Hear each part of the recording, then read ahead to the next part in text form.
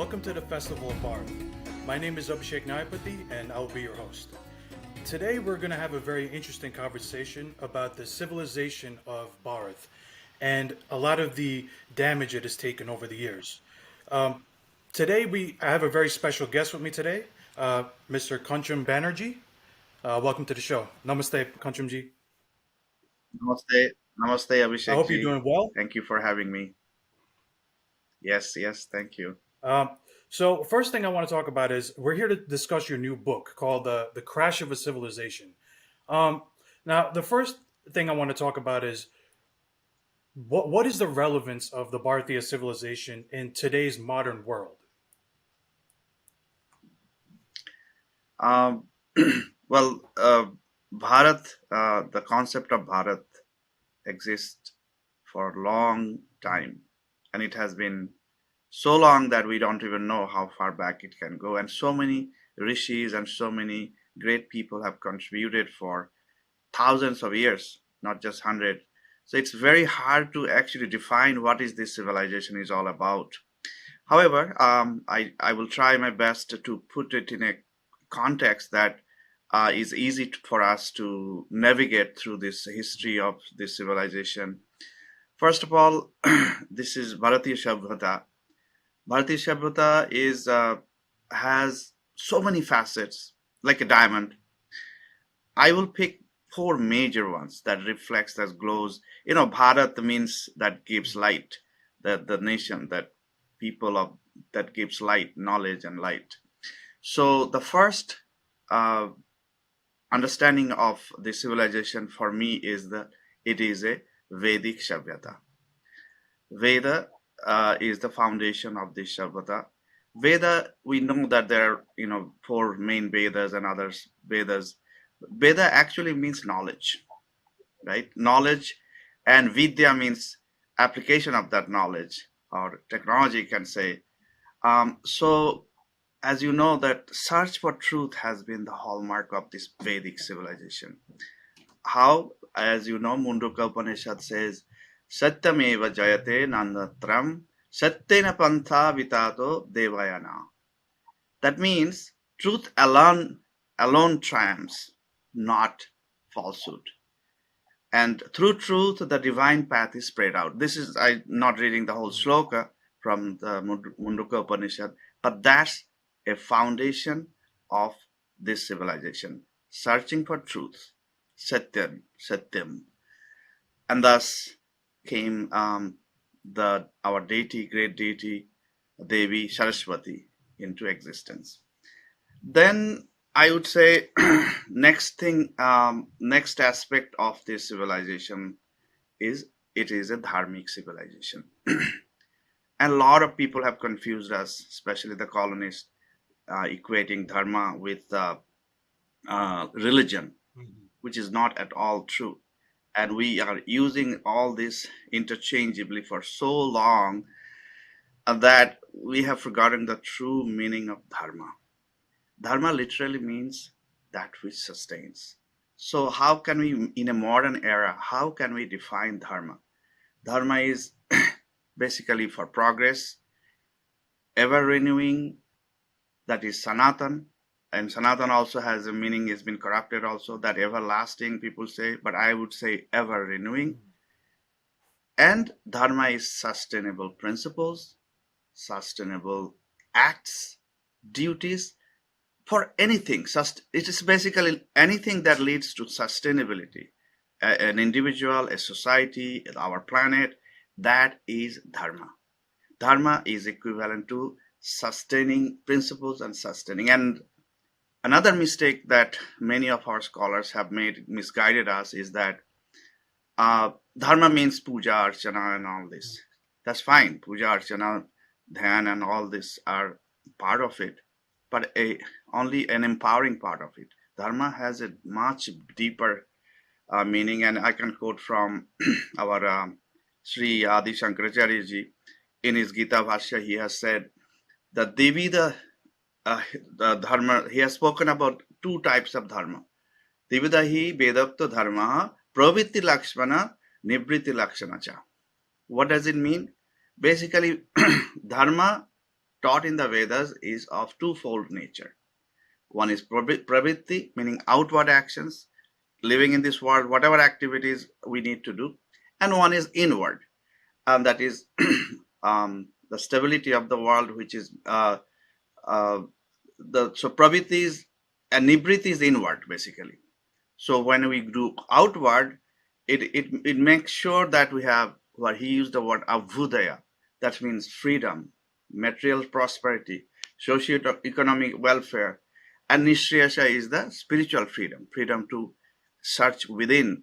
So what happened during this period, last 200-300 years, we forgot the latter part of it, that dharma includes a material world, not just inner world, both worlds. This is Adi Shankaracharya defines.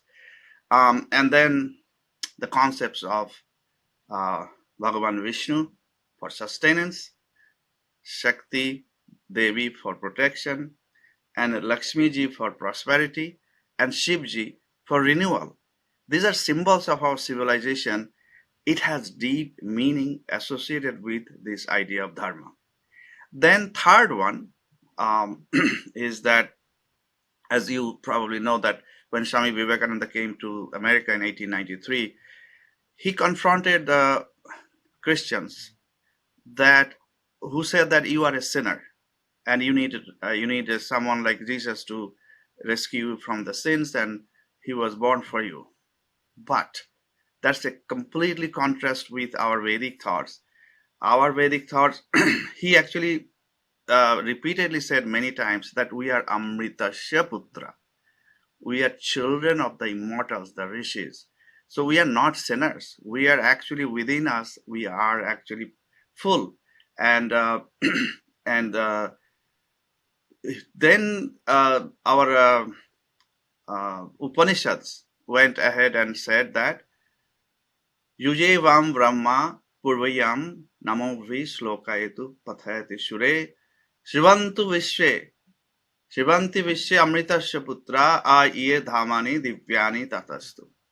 That means, O senses and O deities who favor them through salutations, I unite myself with the eternal Brahman who is your source. Let these prayers sung by me who follow the right path of sun go forth in all directions.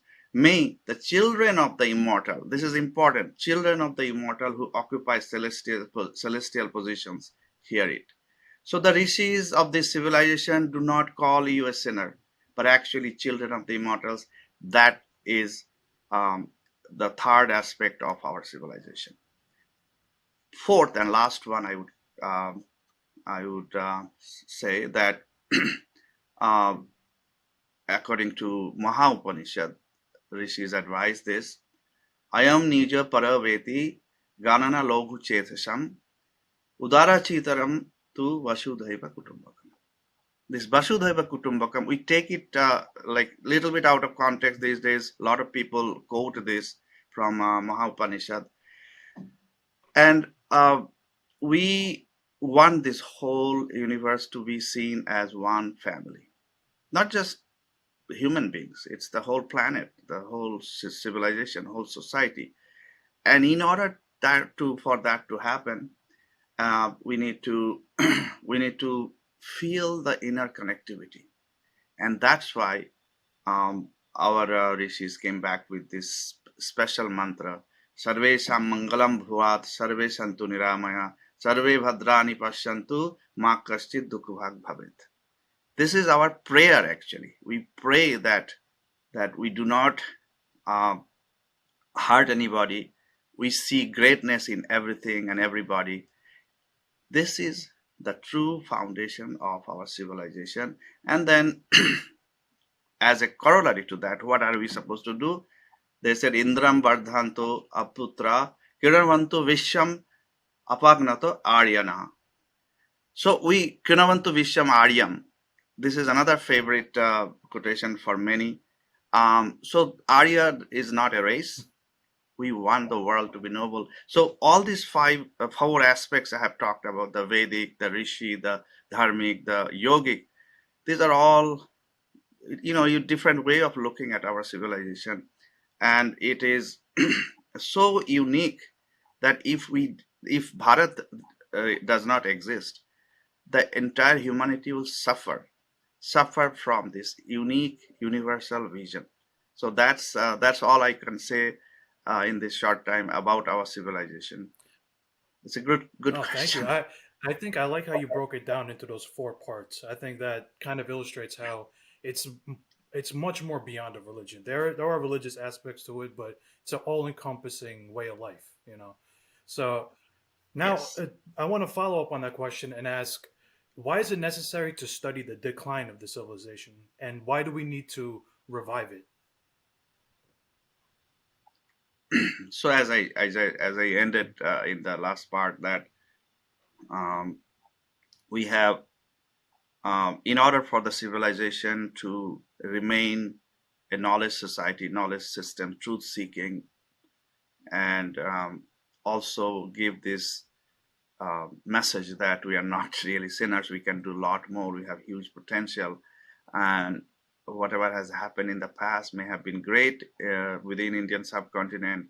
India has given so much to the world that I sometimes claim that every pillar of this major civilization, I'm talking about global civilization today, every single pillar has been founded by people of Indian origin, um, whether it's in mathematics, whether it's in metallurgy, whether it's in health sciences, Ayurveda, yoga, whether it is grammar, language, Sanskrit, and so much more.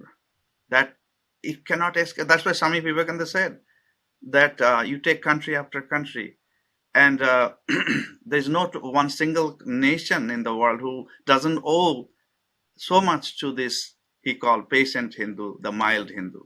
So we have given so much to the world, and it was destroyed. The process of giving was destroyed through the invasions and other things happened. That and then, if we know what it has happened to us, both good and bad, that we contributed so much and also we had lots of losses, then we can do better in future. History, reading history is about learning from the past and do better in future. No, I think that's the best answer right there. You know, you got to learn from the past. So now you spoke about the invasions a little Right. bit. How do you define the invaders? Right. Let's go to who were the very first invaders, and the same way that you described it in your book. Can you share that with us? So the very first invasions, I didn't get into too much details because in the book, if you've noticed, I start my chapter with the Middle East, how Middle East was 2,000 years ago or beyond that, and then how different religions, Abrahamic religions, came out from the Middle East and then went to the rest of the world, especially to India, and how it impacted. So the Greeks, Alexander came around 326 Mhm. BC, and his invasion had limited impact because he came all the way to Punjab and he had to go back because he got so much fierce fight from the Indian people. He had no choice but to return. Then came the I think Shakas came first, around 600 before the Common Era. And the Huns, I think Huns also came between 5th and 6th century of the Common Era. Um, Shakas and Huns did a lot of damage actually. So the Gupta period, the golden period, that time it has done some damage, and Indian economy was slowed down at that time. But the major invasions that started to happen um, around 100 of the around 700, 712 Christian era, when the forces of Islam came from the west and started to invade into India. But a very unique thing about this encounter with India for them was when they almost conquered most of Africa, Middle East, and parts of Europe within very short time, less than 100 years. Almost all this, even Persian Empire. It was such a powerful and advanced empire in Iran that also succumbed to the invasions. But to get into India, to get to the Sindh and Balochistan area, it took them 200 years. That tells us that our people did give a huge, huge fight, and we have forgotten many of our great kings, Raja Dahir, and many other great people. It's not just the kings; it's the people. But then to these invaders to come to Delhi, uh, it took a few hundred years more, almost around almost 800 years it took for them to actually get into Delhi. And if not for misfortune of few people, like Prithviraj Chauhan, Maharaja Prithviraj Chauhan, by chance he was uh, killed, and that was the biggest tragedy of this history.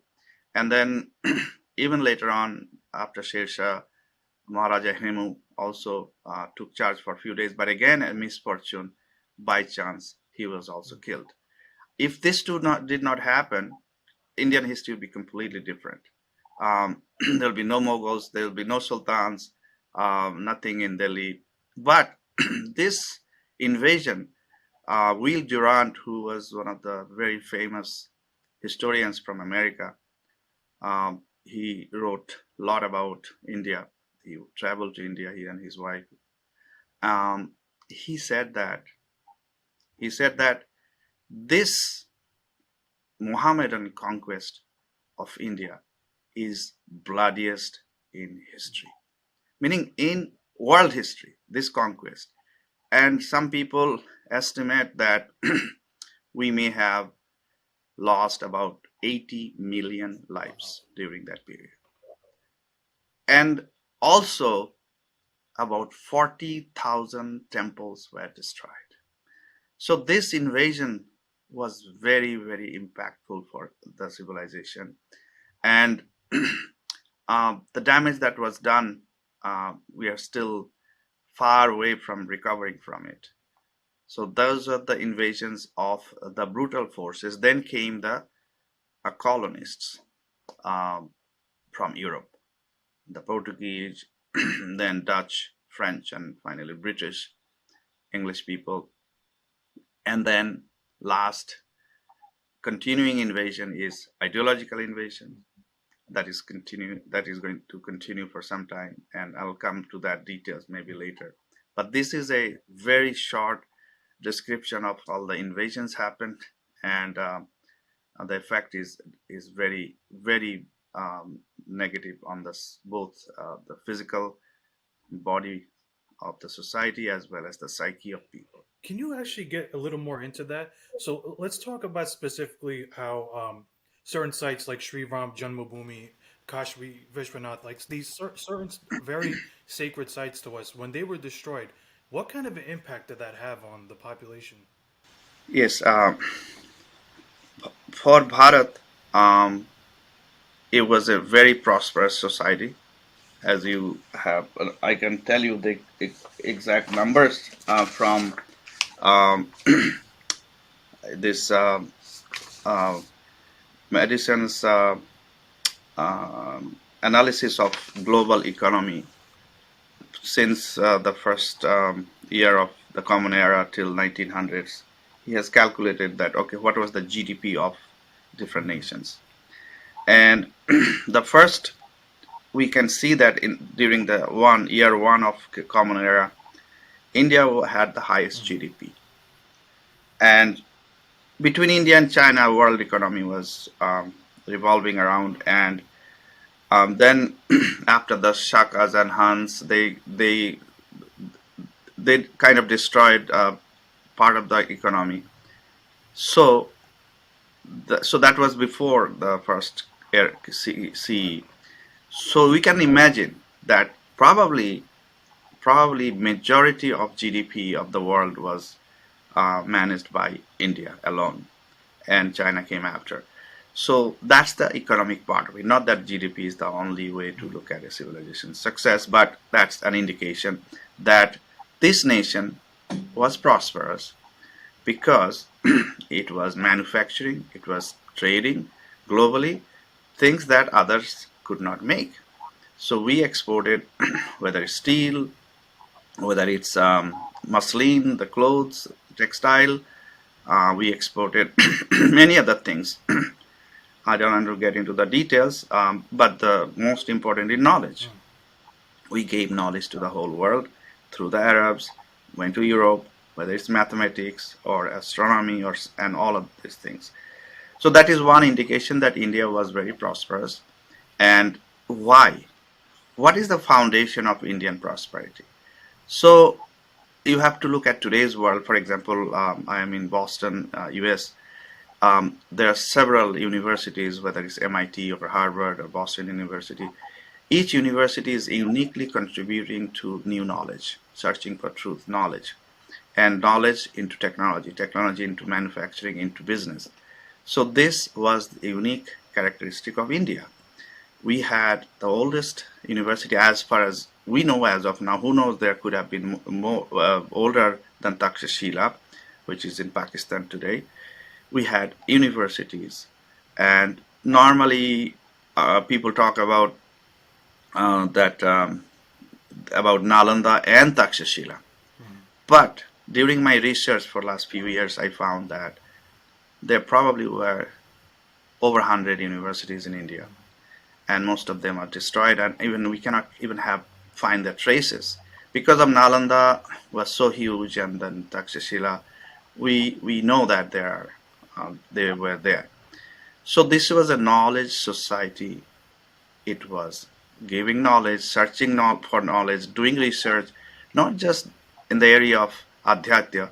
That is one part of it, but even we had schools in down south who were specializing in military training, manufacturing, chemical industry. So all types of knowledge was given, and people from all over the world used to come to these universities. And then I found in my book, I have mentioned 20 universities that we still have enough information to say, okay, these universities were there, whether it's in Gujarat, Ballavi, whether it's in South, Kanchipuram, Karnataka, and Bengal had several, and of course Bihar and UP and Madhya Pradesh. Everywhere we had universities in Ujjain, Varanasi, and this knowledge society, that was the biggest damage was done to India. Along with the mandirs, we had these educational centers of excellence. They were all destroyed. Not necessarily always directly destroyed, but then, kings used to give money to these universities as patrons. So if that king is defeated by the invaders, then there's no more support for the university. So university probably closed down. So this was the biggest impact of uh, Islamic invasions. Apart from losing 40,000 plus temples, and some of them are so exquisite we don't even know what we lost architecture wise, arts wise, and of course the centers of learning. And I think you mentioned about Ram Janmabhoomi Mandir, right? What was the question Well, it's again? pretty much like what I what impact did it have on the psyche of the population? Yeah. So very good point you mentioned that, as I mentioned earlier, that our civilization has certain uh, great symbols, and Shivji is one of them, of course. Bhagavan Krishna, Bhagavan Ram, and these are our civilization's uh, best characters, I would say. That in Sri Ramchandra we see the valor. He's called Mahateja, and Purushottam, and all these characteristics are there. So we have a unique standard of the highest being of our society, which is reflected in Sri Ram. And then Sri Krishna, also same. He's an avatar, and we follow his messages. given in the Bhagavad Gita. And when the temples built in their names are destroyed, that hurts the faith of the people so much that uh, it's hard to explain that how people. So think about it. If you say you live in your home and suddenly attackers came and took over your home and you are homeless, and for years and years and years you're trying to get back your home and you're not getting it. It's very similar to that, because the Adhyata and Sri Ramchandra and Krishna Bhagwan and Shivji and all other deities, Devata Devis, are so close to our heart that it has caused a very severe damage to our psyche that these foreigners came and we could not protect our mandirs. But also, I want to add that, especially for Sri Ram Janmabhoomi Mandir, there are over 30, 40 battles throughout the time happened. It was broken, it was not a real mosque. It was a mosque-like structure. It was done, and people of India fought, broke it down, built the mandir again. Again, they came and built. So it was built, building and rebuilding for many, many centuries until the British came. Even Guru Gobind Singh Ji uh, came and gave a fight to recover the mandir. And throughout the history, there were, that Hindus did not give up. Same with Varanasi.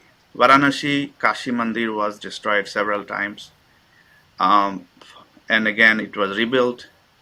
But finally, Aurangzeb came and destroyed not just that particular great temple, but put a mosque on it. But also, many other such temples were destroyed. And as I mentioned, Varanasi was a great center of learning. Every household was almost like a small school with few students and few teachers.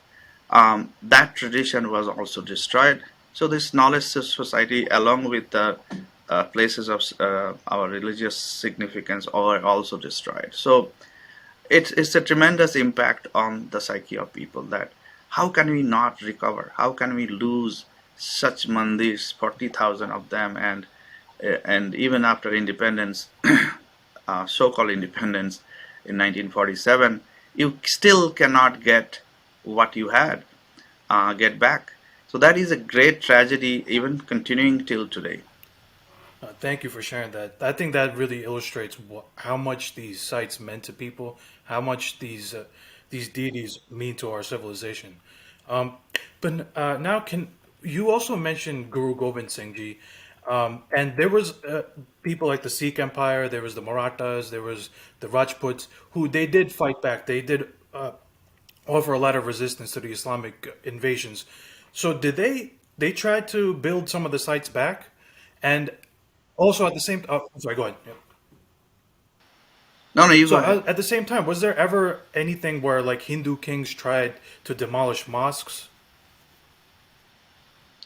Um, so, first part, as I mentioned, that Guru Gobind Singh Ji came to rescue the Ram Mandir, and there are many others who fought.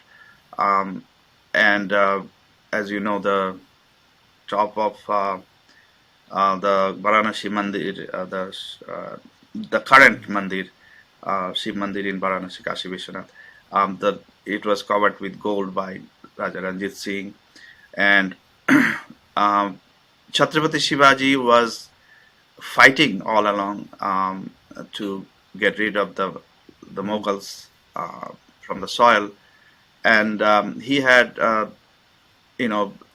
he did not have that kind of time or effort to be made to rebuild mandirs. I don't know how many he could do, but we know that he never destroyed, not only never destroyed mosques, but sometimes he protected mosques and Muslims, and he had Muslims in his army, including a commander. But I must mention on this occasion to you that it is the British who came to Bharat and divided us in such a way that it is so hard to get out of that. That Sikhs are different, Jains are different, And the whole thing about caste came. We can talk about that castes later, but there was no such thing as Hinduism. There's no such thing as Sikhism. There's no such thing as Jainism. We are part and parcel of this whole civilization and different way of practicing your adhyatmikata and different mode of lifestyle. And that's the beauty of India, that you give freedom to people to practice the way they want to practice their own spiritual journey or their material prosperity. So this Guru Nanak ji came at a time when society was also going through some trouble. He introduced reforms. He was a Hindu himself. Same thing with Buddha. Buddha was a Hindu himself, and so what happened that these British people came and divided our society and in psyche so much that today we call ourselves as our dharma as a Hinduism. Buddha's teachings is Buddhism and so forth. So, which is a great tragedy. But there's no history of in Indian history. There's not even one evidence of destroying other people's. Forget about just not religious places, but anything. I mean, actually speaking, India was trading all over the world. India was giving knowledge to people everywhere. So if you look at the Southeast Asia, the land like Malaysia, Thailand, and all this Indonesia, this whole area, Vietnam, you'll find imprint of Indian architecture, Indian Dharmic systems, and all this. They're still living, and that was not through any invasion. It was exchange. We people went there and taught our own ideas. Our knowledge was distributed. Architecture, buildings were built. The great temple of Barbudar and many such exquisite structures are there. Then if you go, so if you think that, okay, so did we only go to the east? Did we not go to the west? Yes, this whole Aryan invasion theory, which is a hoax today, we know that it was a made up theory, so that the so-called white people's burden was to rescue us from the darkness. And we know today that there's no such thing as Aryan invasion. On the other hand, actually, people of India went outside. So we know we went to the east. Existence, the evidence is huge today because it was not destroyed by invaders. But if you go to the west, whether it's in Balochistan, whether it's in Afghanistan, whether it's in other parts of the world, it was all destroyed. All the evidence of whatever we did in those areas. I was studying the number of universities that we have lost. I have fragmented, fragments of information that Sindh alone has several universities, and they're all gone. It doesn't. And then our Sharda Peeth, for example, in Kashmir, which is part of now occupied Kashmir, Sharda Peeth was one of the greatest universities, and most people don't even know. And even Adi Shankaracharya ji visited that place in Sharda Peeth, and it was a great knowledge, a center of excellence, center of knowledge. So we don't have a history of colonizing others, invading others, destroying others. And Swami Vivekananda said that because of that we live. That blessings, all other nations, they have killed, destroyed. Alexander the Great, why he was great? I mean, I don't see any greatness in it. It's all about destruction, about death. And India, Bharat, never invaded a nation. So, it's a very unique civilization. That's why it's a Vedic civilization, it's a Dharmic civilization. And that's why we need this civilization to come back to its full form and give more to the world. Oh, thank you for that. I appreciate that answer a lot. You were talking a lot about the distortions that happened during the colonial era when the British arrived, and I do want to talk about that a little more. But before we do that, I want to ask because the Bharatiyas were able to defeat other European colonizations. So the French had attempted to invade, the Dutch had attempted, the Portuguese. They did have do a lot of damage. We know about the Goan Inquisition, but we were able to repel them a little bit. What was it that the English East India Company did? How were they so successful? I would say by fluke, because they were all equal. At that time, Portuguese came long back and invaded Goa, Damandiu, and tried to occupy other places, but they were confined more or less there. And then later on, Portuguese also came to the east side of Bharat. They came all the way to near Bay of Bengal. Then Dutch and French and British, English, they all came. Um, but by fluke, I mean to say that it was by chance that Clive had a dream that he wants to establish something beyond business. He wants to rule India. So he had this kind of dream. Others may have had, but his luck was so good that that then Nawab of Bengal, Siraj-ud-Dowlah, who was not very popular. He was popularized later, probably post freedom. Siraj-ud-Dowlah was a very bad character, and a lot of people were not happy with him. So Clive found in Mir Jafar and Jagat Seth and others who could revolt against him, and that was the strategy that worked for Clive. So he defeated. There was no the battle that happened in Palasi.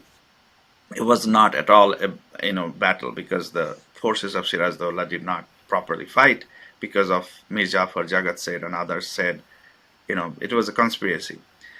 So once you have this political power, the ruling power under your control, then you have control over the people and land. So that was the beginning, which Dutch and French and others, by chance, did not have that kind of opportunity.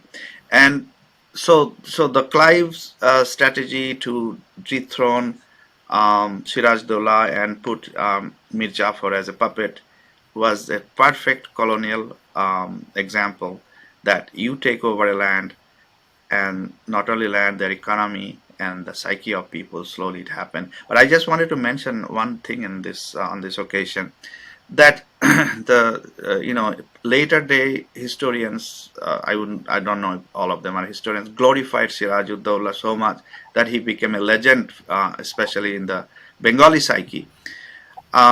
Siraj-Dowlah was a man of violence. He had a lot of vices, and a lot people are fed up with him. So there's a story that when the forces of Clive defeated Siraj-Dowlah and they were marching forward, a couple of hundred of them. Why, just few hundred? Why Indian people, our people, did not just throw a rock at them, a brick at them, and kill them? And my hypothesis is this: that they were looking for a change. Didn't know who the change will bring. They were so much under repression. So they welcomed the British at that time. Okay, someone who is going to change our fate. So that's how then slowly British went to different parts of India. They had a treaty with the Mughals, and rest is history. So they were able to like almost position themselves as like saviors in a way, if that makes sense. Exactly. Wow, that's very Yeah, interesting. yeah. So, I mean, I thank you for sharing that. So now, once the British started to gain influence and they started to do a lot of the distortions, one of the biggest distortions we know about is what we now call the caste system. So, uh, now the caste system is pretty much a colonial creation. And do you agree with this? And can you speak about the evolution of how this sort of divided society? What was in place before? Obviously, we did have Jati Varna, right? But how did that sort of get manipulated and distorted into caste? Uh, First of all, we have some records of from the travelers to India how the society was at different time Mm-hmm. in the history. And the oldest one we find is our Chinese traveler Huan Mm-hmm. Sang. Huan Sang came to Bharat around 630 of the Common Era, and he traveled throughout the nation. And he did not find, he did not mention any of social discrimination in any of his writings. And I mean, of course, society was there, so there was no mention that okay, there is this caste and that problem. He always praised Indian society, how society was living peacefully together. So there's, we don't find mention of this so-called caste system there. um, Al-Biruni came to India with the invaders around 1030 of the Common Era, and he actually specifically noted there are four classes of people in the society based on the Varna, and he mentioned another fourth Varna, which is Antiya, or the outcast of the society, which is basically Chandals and the Muchis, the leather people who were into leather business and who were into cremation. So they were living outside of the society, but then he says that much, however, as these classes differ from each other, they live together in the same towns and villages, mixed together in the same houses and lodgings. Mm. So that's 1030 Okay. of the Common Era.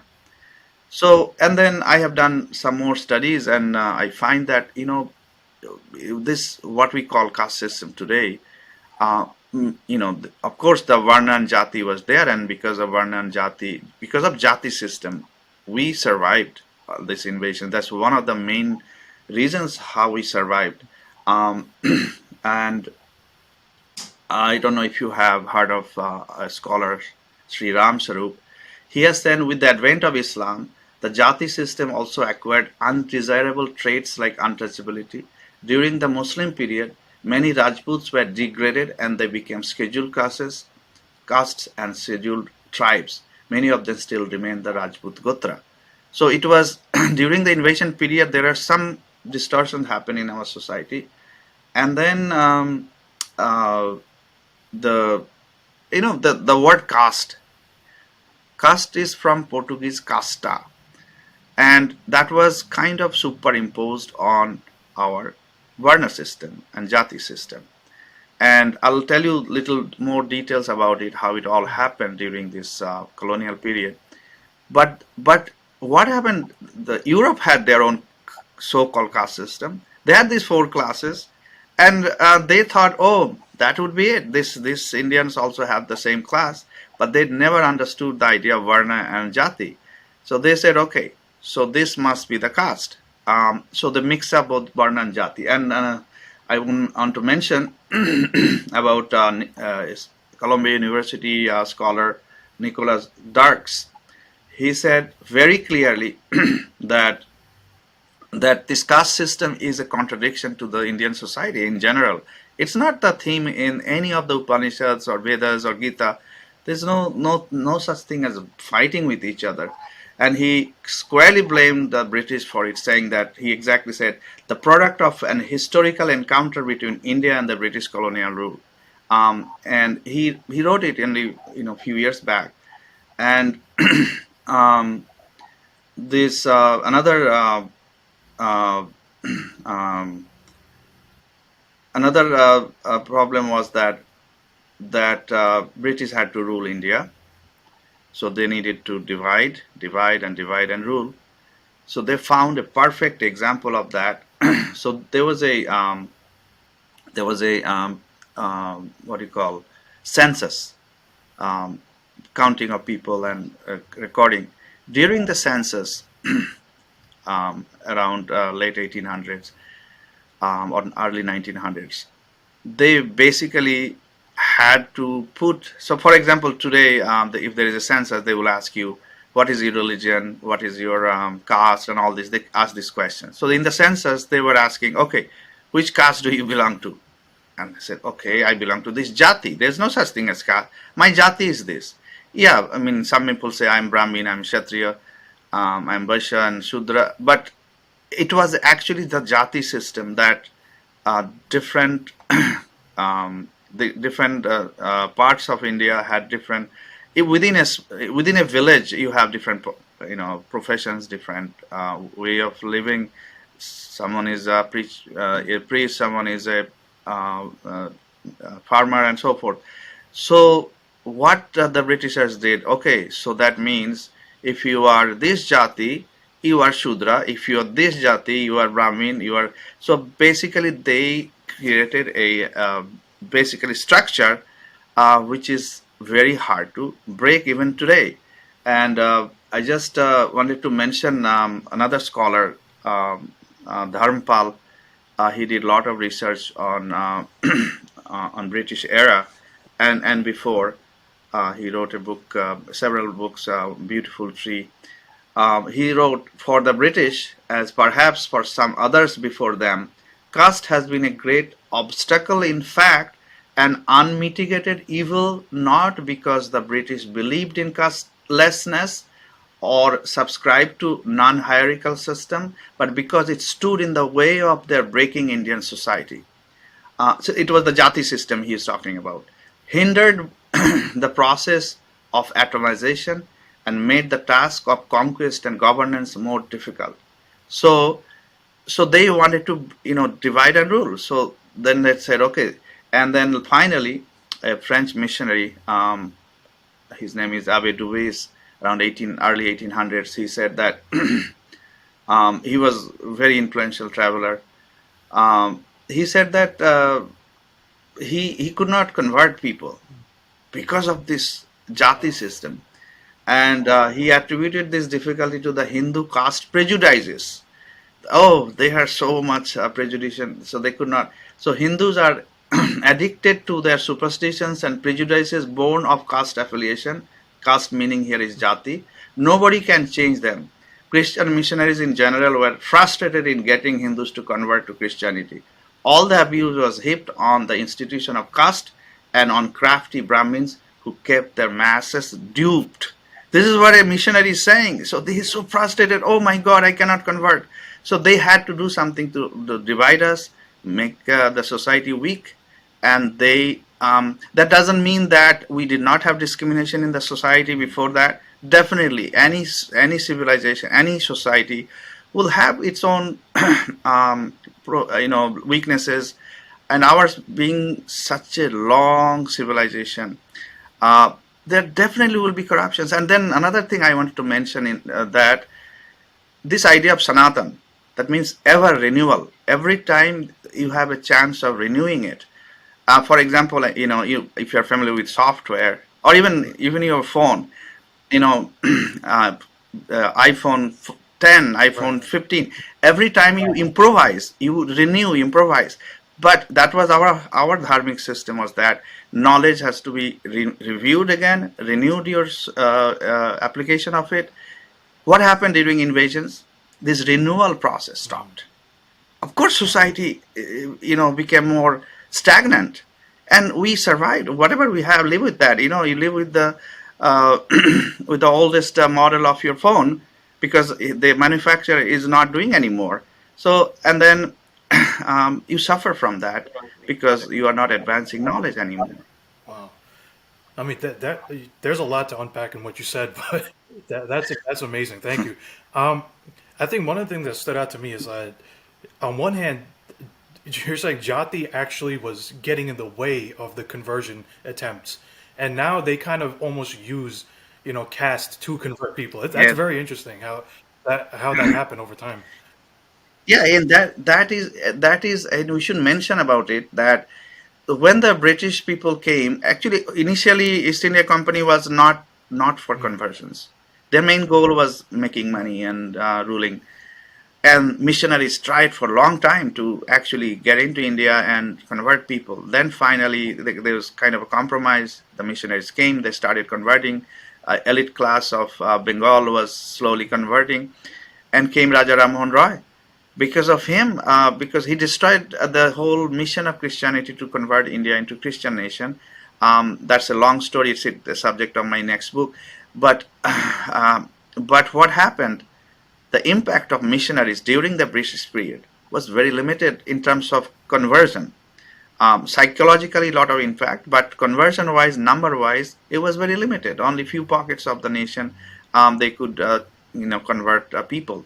But today, what is happening, as you mentioned, they're taking advantage of the so-called Dalit people, so-called lower caste people, so-called tribals, Adivasis, and a huge global missionary is in place to convert. And I have heard someone saying, some missionary guy saying, they have to convert X number of people every day or every month. They have a target. It's like a business.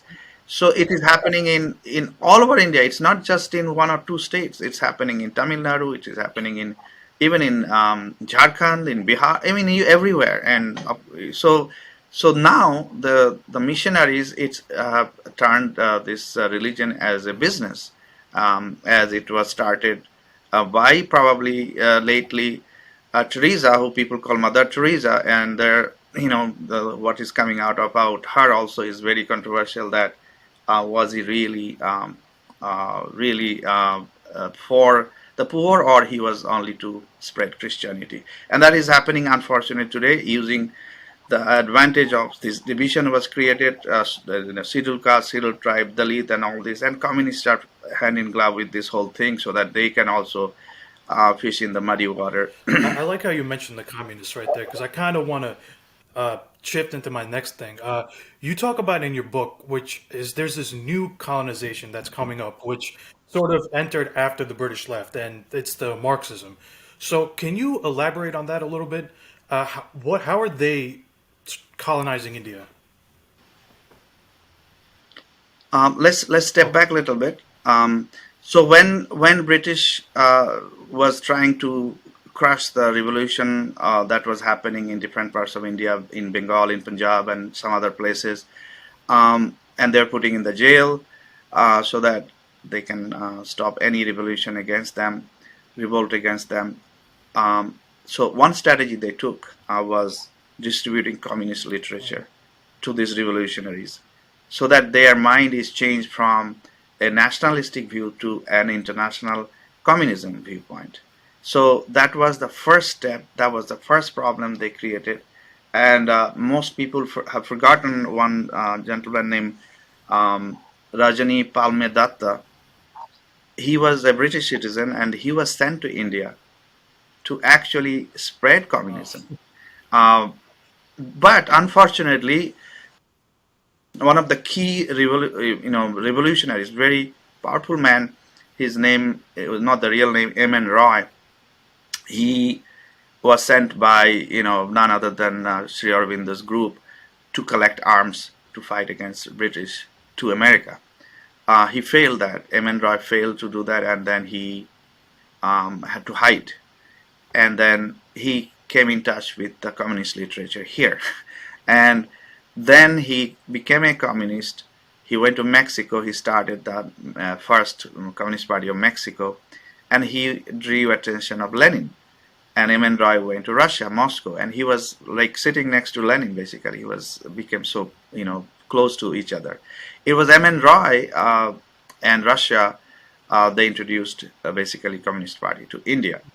And so Russia is an imperial power. It's a colonial power also. They wanted to invade the whole world. They wanted to conquer the world also.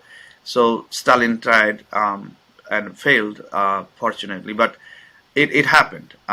So Emin Roy kind of was instrumental as an Indian person to bring communism, Communist Party of India, to India. And then, of course, Communist Party was broken into CPM, CPI, and then came the Naxal movement. So the Naxal movement was direct intervention of China. And I've written in my book, there was a meeting with several Naxal leaders, including Kanu Sanal, in Beijing with Mao Zedong and few others. And they had a huge plan to, again, spread communism throughout India and, in a way, conquer India through communism. So it's another form of imperial colonization that people of India that time thought it's a great thing. China's chairman is our chairman, Mao is their chairman. So it was a huge loss for so many people during that Nakshal movement. And I have seen it in front of me. Actually, when I was growing up, I saw this. People are listening to Radio Peking instead of listening to our Indian station. But that colonization started. That ideological colonization, Marxist colonization started, and then came the period when Delhi University and JNU slowly evolved into a Marxist colonist idea. I call this type of colonialization, the colonization of mind, the idea impact, is nothing but a new type of colonialism. I call it neocolonization. Neocolonist, I call them, in short, neocols.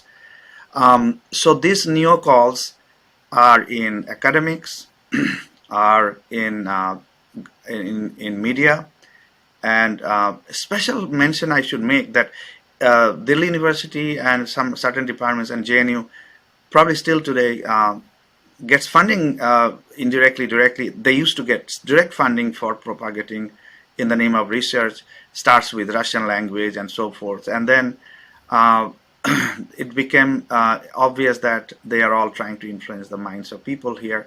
And then in 1947, after this independence, that not that India was forever under someone else's rule, but this time British rule.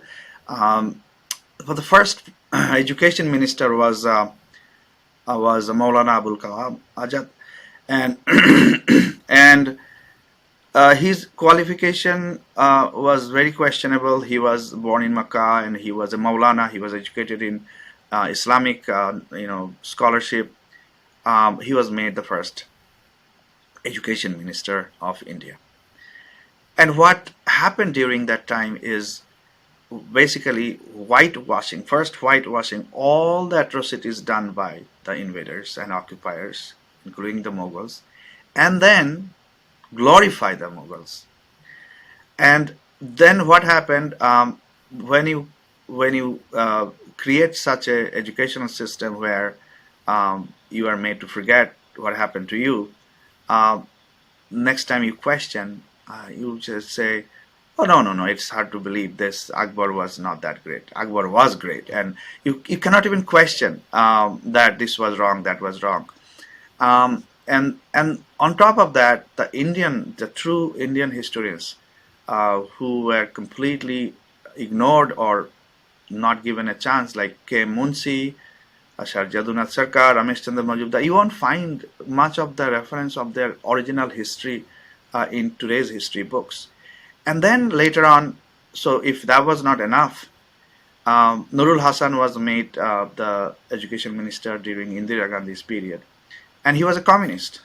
So it was a perfect handshaking of communism and Islamism to write our history, to create academic discourses and narrations that is damaging, influencing our minds till date. And we are, it's a long struggle, but I think time has come. Next generation, there'll be no influence of these people, hopefully, but always we have to keep an eye out that who's the next colonist. They are trying to colonize our minds, our hearts, our society, our economy. So be aware of neo-colonies. I love that answer. I think you gave a very good timeline of how, starting all the way back during the freedom struggle to how we actually ended up right now with like JNU and everything. So here's my thing. So this is why, because of all of this, a lot of our institutions are actually very Marxist, right? So like, what do you think we can do to kind of fight back against that? I wouldn't say the institutions are Marxist, but there are departments, there are professors, academics. They truly believe in Marxism, like Marxist historian Romila Thapar. they believe in Marxism, and you're not going to change them. Okay. Those who have gone through that system, maybe another generation of academics. So it is the responsibility first of the Indian government to review what is being taught in the name of internationalism and all other subject areas. Introduce true history of Bharat into schools, starting from the high schools, middle schools, and colleges. People must learn their true history, which is the process has started. I think this Azadi Ka Amrit Mahotsav has revealed lot of things that were not known to people. Lot of new excuse me, many new books are being written. For example, prime example is Veer Savarkar. Veer Savarkar was made an untouchable person by the past past regimes of governance, and today we know at least several books have been written on him, and it reveals that how unfortunately how he has been completely written off from our history. Not only written off, but negative things have been written about him, whether and imagine a man of his caliber. He's truly was a beer, and everybody should read his life story. Um, and The very first attempt to write Indian history was by him. Recent in modern times, the six golden epochs of Indian history. He was compiling that note, sitting in the library. There's no Google, there's no computer, there's nothing. He single-handedly compiled six golden, epochs of Indian history, which was published later. But he has done it, and then many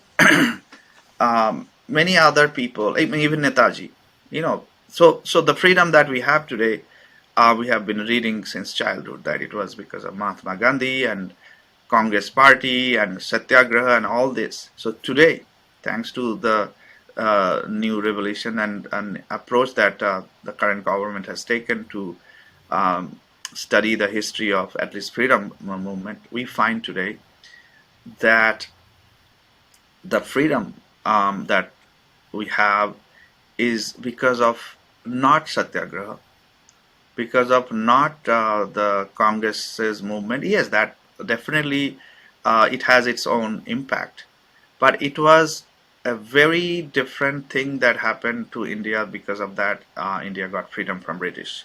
First of all, after the war, British was almost destroyed, and their empire was not doing well.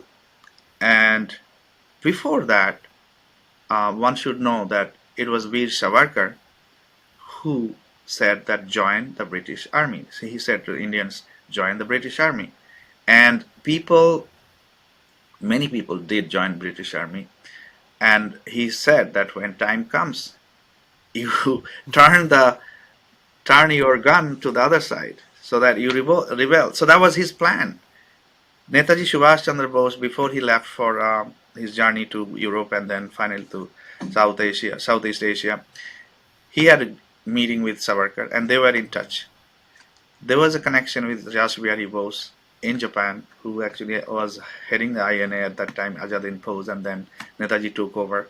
So the idea was take the resources from British and fight against them. So the people who were in British Army, they're the one who joined Indian National Army, and so first Andaman, the flag was raised, the Andaman Nicobar Islands.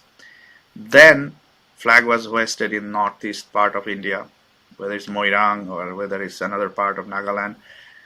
And army was coming, and unfortunately things happened out of anybody's control. But what happened in 1946? The name. So there was a trial of INA for people, right, in the Red Fort, and before that there was a rebellion. Around that time, 1946, there was a naval revolt in Mumbai, and that revolt then influenced the Air Force and the Army. And actually what Savarkar predicted, exactly that's what happened. Indian soldiers within British Army said, no more, we are not taking your orders. They took over a good number of ships in different parts of India, occupied many army camps and so forth, and they were carrying Netaji's photo and singing Kadam Kadam Baraye Ja. And that made, so that tells us that this connection between Savarkar and Netaji and INA and all this is all coming out slowly now. You should read the book by Professor, I mean not Professor, Sri Uday Mahurkar. He has written a book on Savarkar. One should read that. At that time, British were so nervous, and I have actually, read some of the diaries of Attlee and whoever was in charge of British India. They are so nervous that there's no way we can keep this nation under our control anymore, because the people who we used to control this country, the soldiers, the police, they are not going to listen to us. So you think about the whole thing. So, connection of Savarkar, the impact of Azad Hind Fauj, all this, and the British and the World War II ended. So all this culminated into a situation that British had no choice but to leave. And it, as you know, Satyagraha, the last quit India movement was in 1942. After that, there was no real movement within the country happening except of the INA, what happened. So how this all happened? So this is a small, brief history. I've written a lot more in my book, but one should study. That's very interesting, because it's sad that we don't mention a lot of these freedom fighters. It's good that now we're starting to have all these books written. I think it's that's a good answer to how do we fight back, right? It's with the truth, with the knowledge, which is pretty much the ethos of our civilization. So that's amazing. So we've discussed all the different types of colonization that's happened. Now, in your opinion, right, whether it was the Islamic invasions, the Marxist, or the British, what do you think it was the most damaging to either our psyche or the civilization overall? Each one had unique impact. So, as we know that the Greeks, the Shakas, the Huns, they all came, and there's no trace of those people who invaded us, who tried to invade us. But those who remained is the Islamic invaders. They settled finally in India, and they're part of Indian. Muslims are now as much Indian as anybody else. So it is settled fact that the invaders came with certain ideologies, yet many of them wanted to live in India. So that impact I already mentioned, number of temples, universities that was destroyed. The psyche was hurt, but they never stopped fighting. It's always there was something. Mughals never controlled through all India. There was not a point that they were controlling all of India. But that's that even after if you look at after Mughals came and Aurangzeb died in 1707, still India had a lot of wealth. Otherwise, why the British people will come, the French will come? Because they're looking for a new place to find wealth. So India still had some wealth left. So British come, the two ways they have destroyed our civilizational aspects. One is by taking our wealth. As you know, today we know that they looted trillions of dollars worth of wealth from us, and the whole industrial revolution that we call today in the West was funded by mostly from the wealth of Bengal and Tanjore.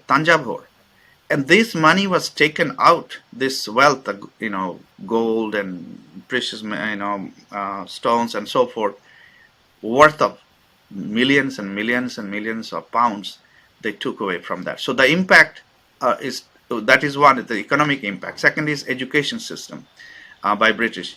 So we had, even Dharmpal says in his book that during the British time and when they were leaving India, we had more schools at the village level, tolls and more schools at that time than what British did. So they destroyed our system, imposed their education system to create basically people who will administer their government and creating clerks, and that is a huge impact on our psyche. The education system does not create pride in your heritage, your history. The education system does not allow you to question, and that was the British education. So second impact. Third impact was not directly by the British government, but indirectly by the missionaries. They introduced these new ideas of religion versus dharma. Um, Indirectly came. God and Ishvar are not same. And the word God was not there for a few centuries ago in use, and God was there. So whether it's Mahadev, whether it's Devi Durga, we are now today we call them a god or goddesses. And I get really say that don't use the word God and goddesses. Use Dev, Devi, Mahadev. Use the actual term Ishwar, Brahman. So that was another huge impact in our society. You know, today there's a fashion. Someone dies and say, "Rip, rest in peace." Right. What is rest in peace? It's a Christian idea. Once a person is buried until the uh, judgment day, they have to rest in peace. We cremate. I mean, why use the words like rest in peace? Why use the word religion versus dharma? And so this is another set of impact we had in the society. And the final one was that they imported they allowed Marxism to come. So different impacts, from different invasions. Portuguese had their own impact in a limited area. Goa, Daman, Diu, the Goa Inquisition was there, but we recovered from those. So today, it's a tough job for every person in the society. The viewers for this program must be aware, must be conscious of what happened to us and what can we do to recover from the losses and do and contribute to the world. As we never invaded anybody, so there's no fear for India to become powerful and rising.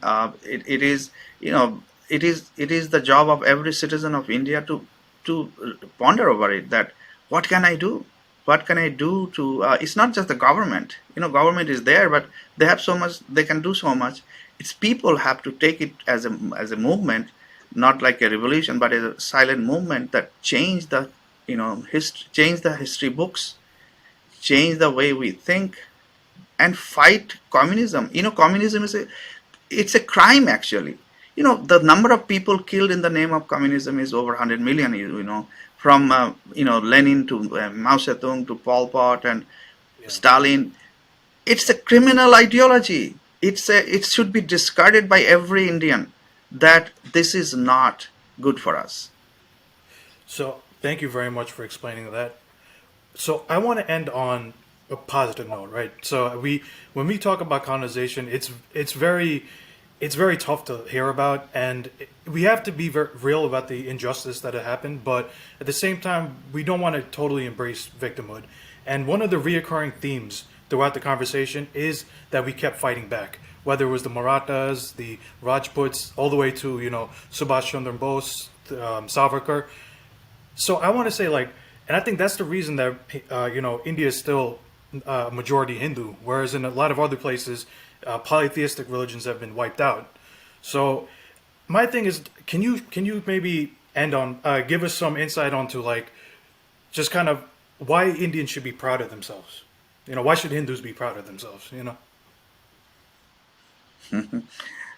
Well, I already have talked a lot Yeah. about it. As I mentioned, that even Swami Vivekananda said that every nation on earth is indebted to us for whatever we have given our people, our ancestors have given.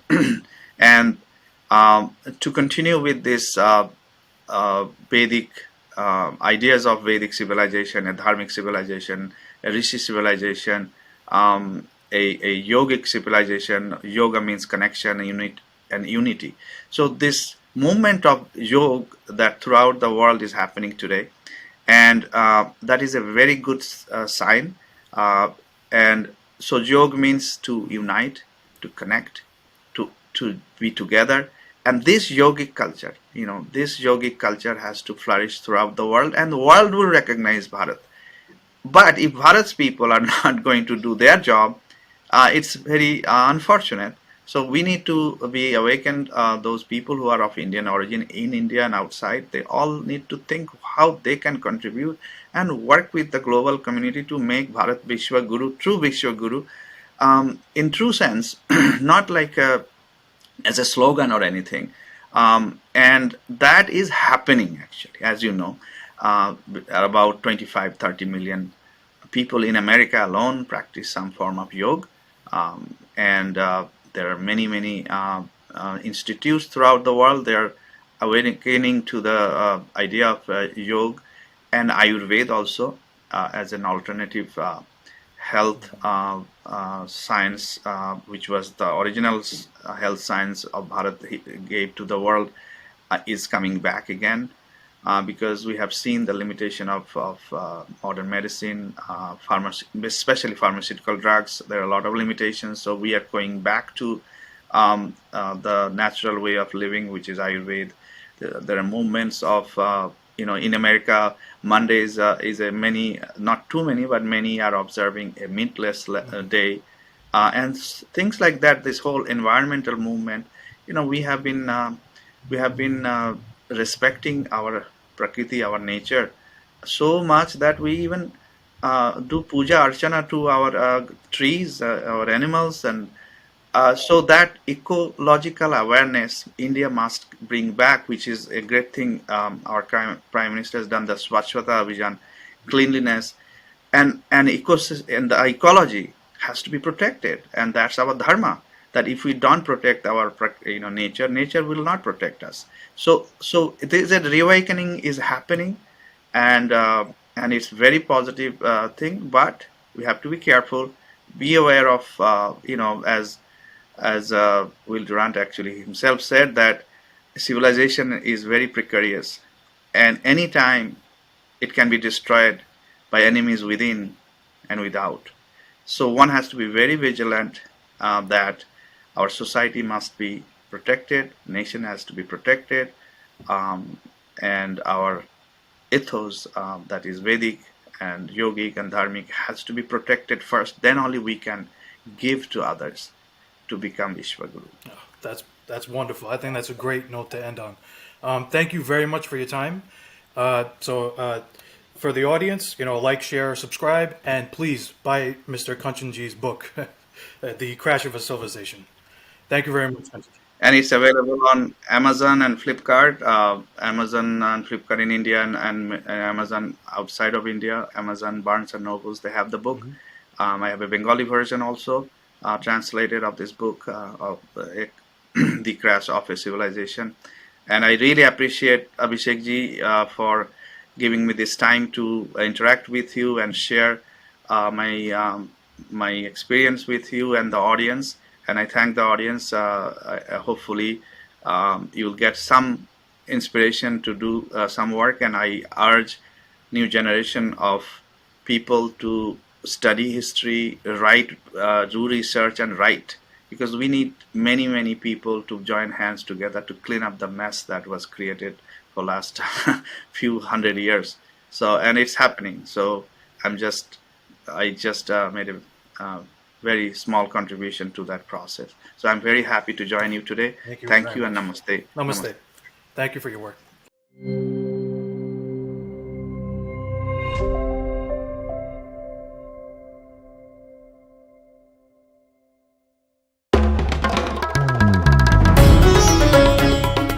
Namaste.